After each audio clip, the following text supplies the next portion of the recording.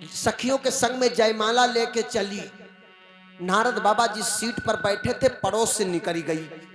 नारद बाबा ने सोचा देख नहीं पाओ दादा कहा, ऐसो तो नहीं बावन भगवान का रूप बनाए दे चुन्ना मुन्नो दादा। तो दूसरी बार लड़की आई तो फिर निकली गई। नारद बाबा ने सोचा हमको लग रहा है कि भगवान ने छोटा रूप बना दिया है। नारद बाबा सीट पर बैठे तो कूद के डंडप बैठ गए। डंडप बैठ गए, वहां छतुरी लगाए ठाणे। जब पहले स्वयंवर होता था तो जो राजा लोग जाते थे तो एक छतुरी लगाए खड़ो होते, एक बेनिया टोलावत, एक पांव दबावत। जहिमा लड़की देखे कि राजा की इतनी सेवा हो तो हम ससुराल में है तो हमारी सेवा हुई है इतनी। हुआ सब बनौटी बनाए बैठे।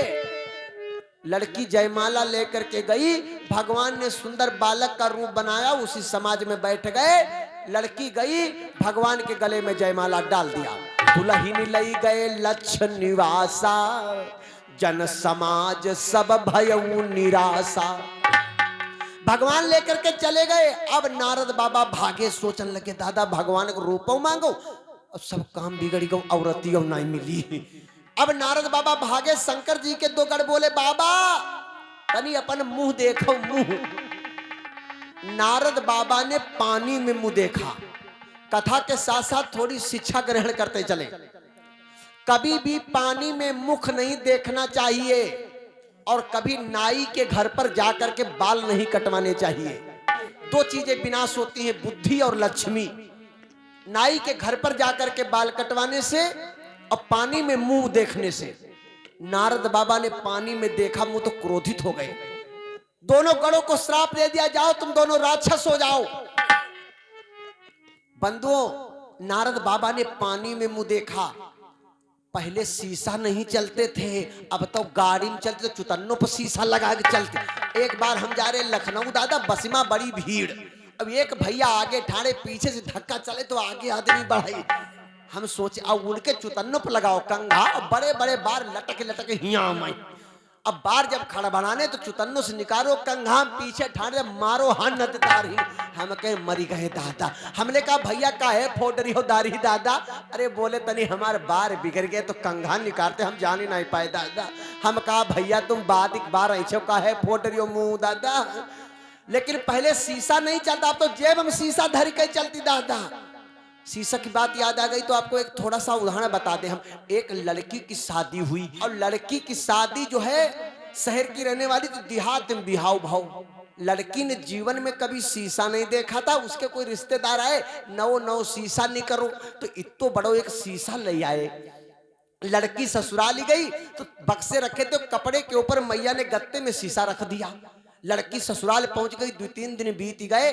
लड़की ने सोचा लाओ देखे मम्मी पापा ने कौन कौन सामान उठाओ। तो 3-4 बक्सा थे, तो एक खोलो कपड़ा नहीं करे, दूसरे में बर्तन नहीं करे, तीसरे में कुछ और सामान नहीं करो। जो चौथा बक्सा खोलो तो देखो कपड़ा धरे, ऊपर से कुछ गत्तम धरो। सासू अंदर काम कर रही थी। बहुरिया ने जो गत्ता हटाओ तो शीशा में नजर पड़ी। जिंदगी में शीशा देखो नहीं कबहू। और जो बाने शीशा में सूरत देखी, हाय खड़बड़ाई के पीछे गिर गई, हाय अम्मा मरी गई। बूढ़ा अंदर काम करती, बोली बहुरिया कौनी आफती आई गई? बूढ़ा भाजी दादा खड़बड़ खड़बड़ का हुई गो बिटिया? कहां लगी यो बताओ, तुम हमारे संग अत्ती बड़ी दगाबाजी। कहीं का भाव का, कहीं यो बताओ जब तुम्हारे लड़कौना क्या बिहाव हुई गो रहा है तो हमका कहीं मुंह देखे लाई का? बूढ़ा बोली का बात करती बिटिया, हमारे भैया बियाह होगा तो यहाँ बियाह काहे लगती तुम्हें कई कई? अरे कहीं हमारे सवतिया बगसम बंदा है। अब वही बूढ़ा बिचारी शीशा जिंदगी में नहीं देखी दादा। बहुरिया तो ठौरे गिरी, बूढ़ा ने झांक के देखा तो बूढ़ा खड़बड़ा गिरी तो बेहोश हुई गई। बहुरिया ने पानी डालो, अम्मा का हुई गाओ? अम्मा बोली बिटिया सब राट बाट हुई गो। बोली का भाव का? अरे कहीं बिहाव कहीं लावा रहा है तो दादा जवान लावा होती, यही में तो बुढ़िया बंदा है। दादा पहले शीशा नहीं चलता था, नारद बाबा ने पानी में मुंह देखा, एकदम नारद बाबा आग बबूला हो गए। दिहूं श्राप की मरी हूं जाई, आज भगवान को पता चलेगा। दिहूं श्राप की मरी हूं जाई, जगत मोर उपहास कराई।